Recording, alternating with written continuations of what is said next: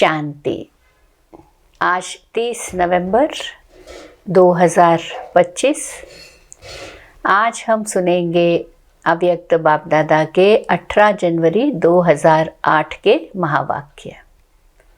और आज शाम में बाप दादा के अव्यक्त मिलन की भी बाप दादा की पधरामणि होगी। आज हेडिंग है सच्चे स्नेही बन, सब बोझ बाप को देकर मौज का अनुभव करो, मेहनत मुक्त बनो। आज बाप दादा अपने चारों ओर के बेफिक्र बादशाहों के संगठन को देख रहे हैं। इतनी बड़ी बादशाहों की सभा सारे कल्प में इस संगम के समय होती है। इतनी बड़ी बादशाहों की सभा, सब बादशाह, ऐसी सभा सारे कल्प में इस संगम पर ही होती है। स्वर्ग में भी इतनी बड़ी सभा बादशाहों की नहीं होगी। लेकिन अब बाप दादा सर्व बादशाहों की सभा को देख हर्षित हो रहे हैं। दूर वाले भी दिल के नज़दीक दिखाई दे रहे हैं। आप सब नैनों में समाये हुए हो, वे दिल में समाये हुए हैं। सामने वाले नैनों में समाये हैं और जो दूर वाले हैं दिल में समाये हुए हैं। कितनी सुंदर सभा है। आज के विशेष दिवस पर सभी के चेहरों पर अव्यक्त स्थिति के स्मृति की झलक दिखाई दे रही है।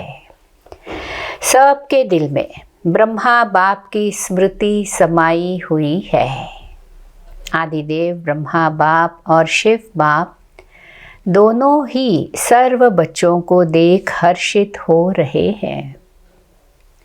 आज तो सवेरे 2 बजे से लेकर बाप दादा के गले में भिन्न भिन्न प्रकार की मालाएं पड़ी हुई थी। यह फूलों की मालाएं तो कॉमन है, हीरों की मालाएं भी कोई बड़ी बात नहीं है। लेकिन स्नेह के अमूल्य मोतियों की मालाएं अति श्रेष्ठ है। कौन से मोती? स्नेह के अमूल्य मोतियों की मालाएं अति श्रेष्ठ है। हर एक बच्चे के दिल में आज के दिन स्नेह विशेष इमर्ज रहा है। बाप दादा के पास 4 प्रकार की भिन्न भिन्न मालाएं इमर्ज थी। पहला नंबर श्रेष्ठ बच्चों की, जो बाप समान बनने के श्रेष्ठ पुरुषार्थी बच्चे हैं।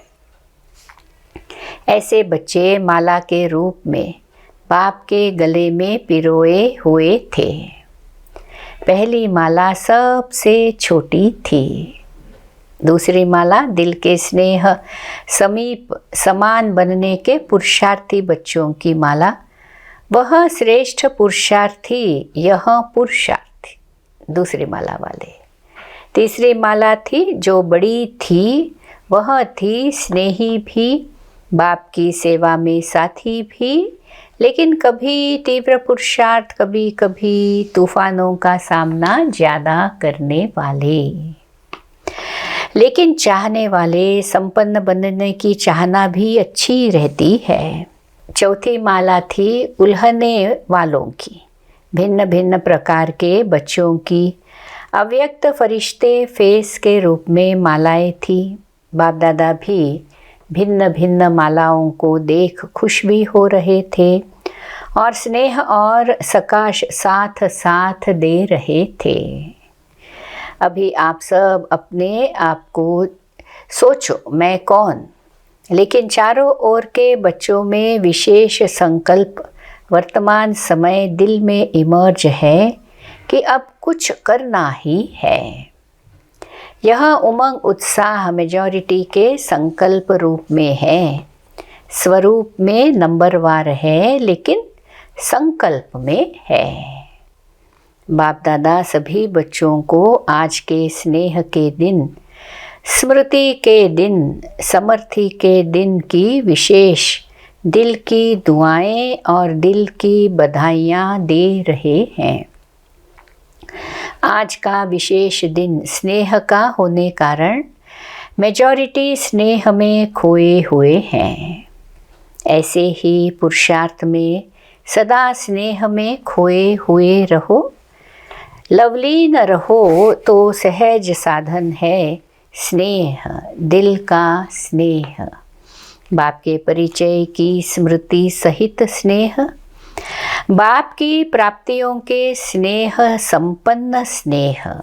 स्नेह बहुत सहज साधन है, क्योंकि स्नेही आत्मा मेहनत से बच जाती है।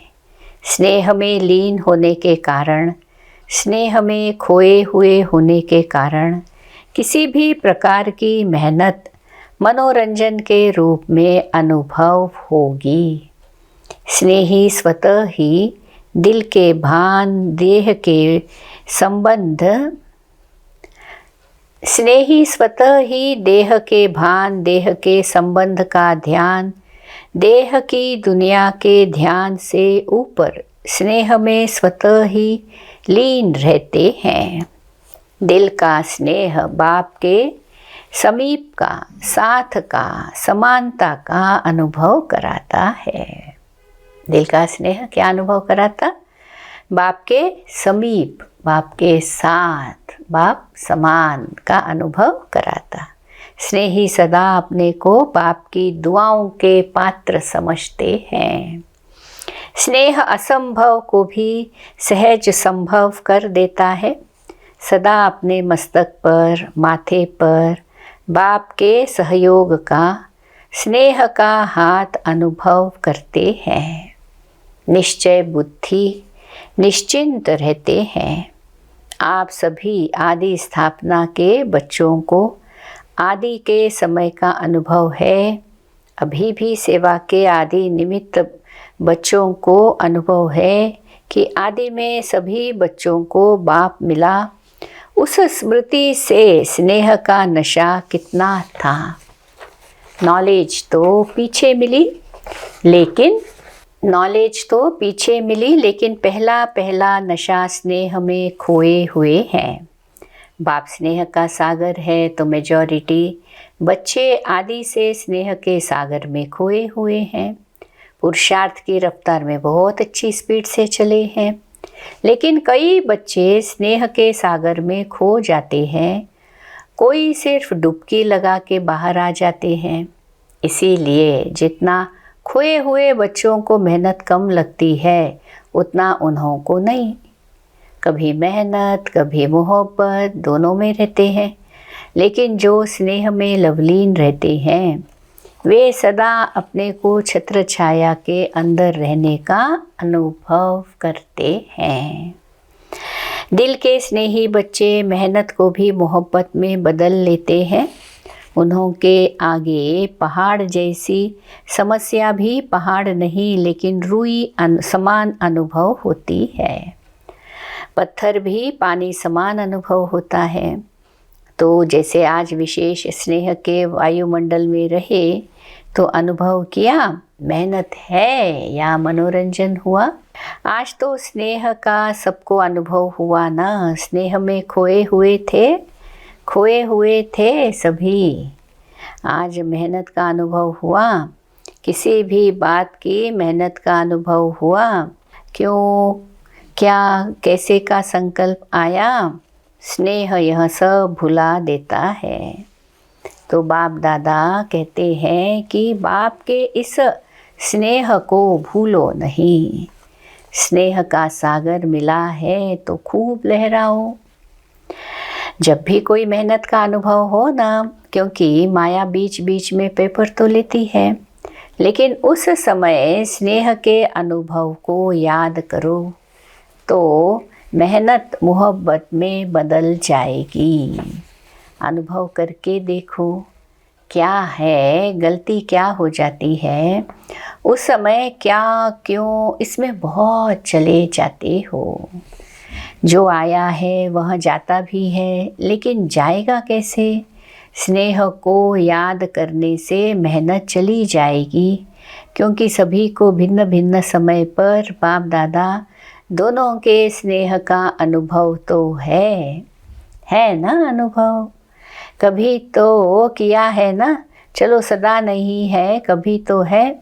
उस समय को याद करो, बाप का स्नेह क्या है, बाप के स्नेह से क्या क्या अनुभव किए। तो स्नेह की स्मृति से मेहनत बदल जाएगी, क्योंकि बाप दादा को किसी भी बच्चे की मेहनत की स्थिति अच्छी नहीं लगती है। मेरे बच्चे और मेहनत, तो मेहनत मुक्त कब बनेंगे? यह संगम युग ही है जिसमें मेहनत मुक्त मौज ही मौज में रह सकते हैं। मौज नहीं है तो कोई कोई बोझ बुद्धि में है। मौज नहीं है तो कोई बोझ बुद्धि में है। बाप ने कहा है, बोझ मुझे दे दो, मैंपन को भूल ट्रस्टी बन जाओ। जिम्मेवारी बाप को दे दी और स्वयं दिल के सच्चे बच्चे बन जाओ।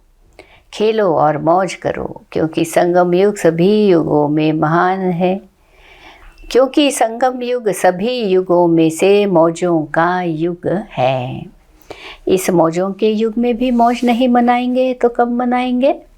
बाप दादा जब देखते हैं ना कि बच्चे बोझ उठा के बहुत मेहनत कर रहे हैं, दे नहीं देते, खुद ही उठा लेते, तो बाप को तो तरस पड़ता है ना, रहम आएगा ना। मौजों के समय मेहनत, स्नेह में खो जाओ। स्नेह के समय को याद करो। हर एक को कोई न कोई समय विशेष स्नेह की अनुभूति होती ही है, हुई है। तो बाप जानते हैं हुई है, लेकिन याद नहीं करते हैं। मेहनत को ही देखते रहते, उलझते रहते। अगर आज भी अमृत वेले से अब तक बाप दादा दोनों अथॉरिटी के स्नेह का दिल से अनुभव किया होगा, तो आज के दिन को भी याद करने से स्नेह के आगे मेहनत समाप्त हो जाएगी। बाप जानता है हुई है, लेकिन याद नहीं करते हो। मेहनत को ही देखते रहते, उलझते रहते। अगर आज भी अमृत वेले से अब तक बाप दादा दोनों अथॉरिटी के स्नेह का दिल से अनुभव किया होगा, तो आज के दिन को भी याद करने से स्नेह के आगे मेहनत समाप्त हो जाएगी।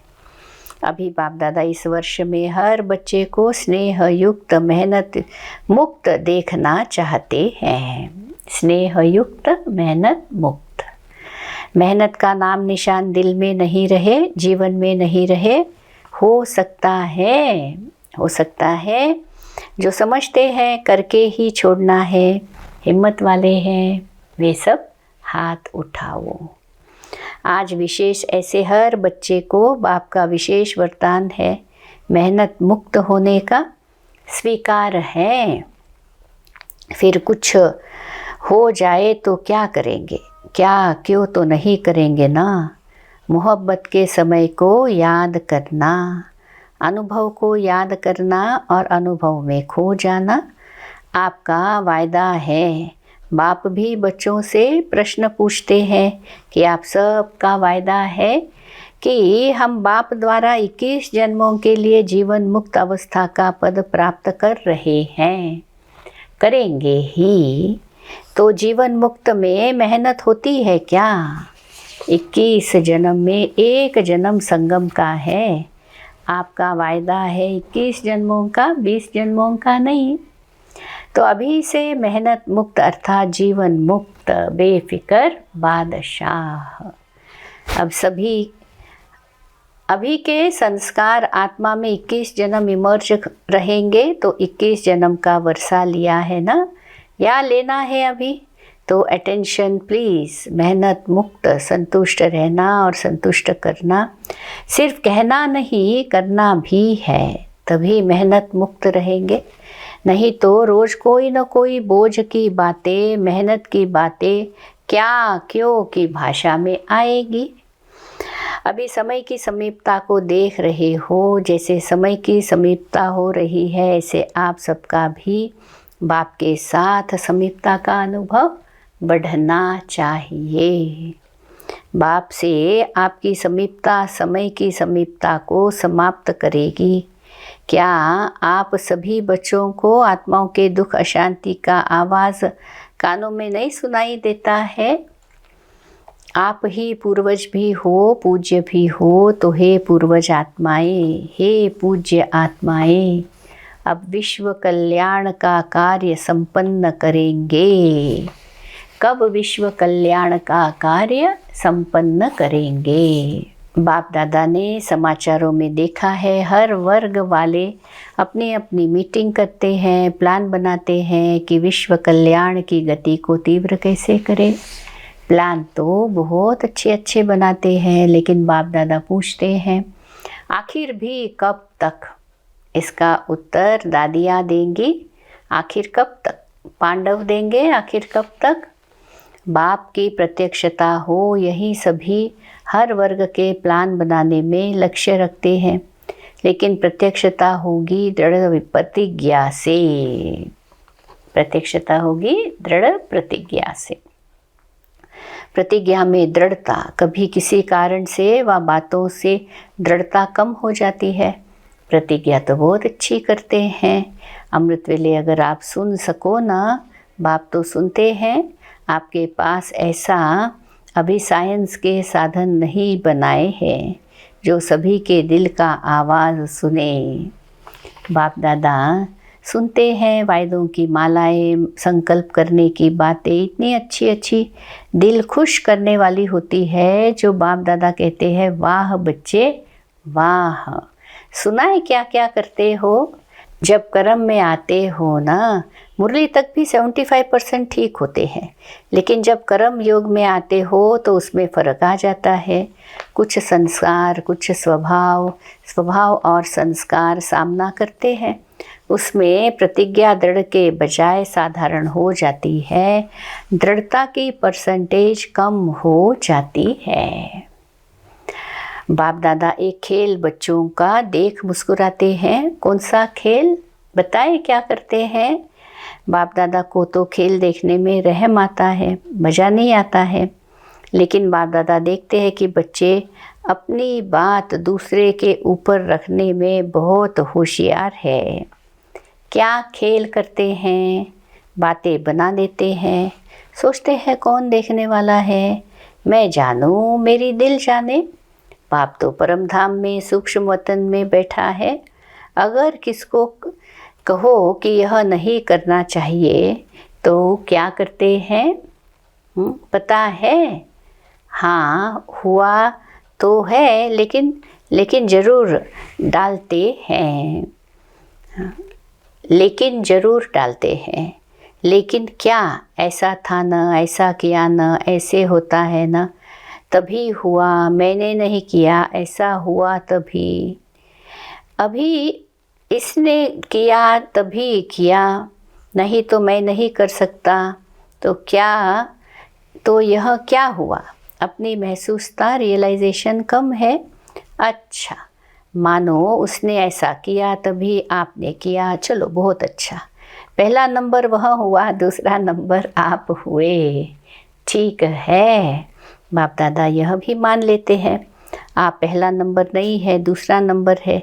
लेकिन अगर आप सोचते हो कि पहला नंबर परिवर्तन करे तो मैं ठीक होऊंगा, ठीक है, यही समझते हो ना। इस समय पहला नंबर परिवर्तन करता है बाप दादा, और सभी पहले नंबर वाले को कहते हैं आपकी गलती है, आपको परिवर्तन करना है, ठीक है।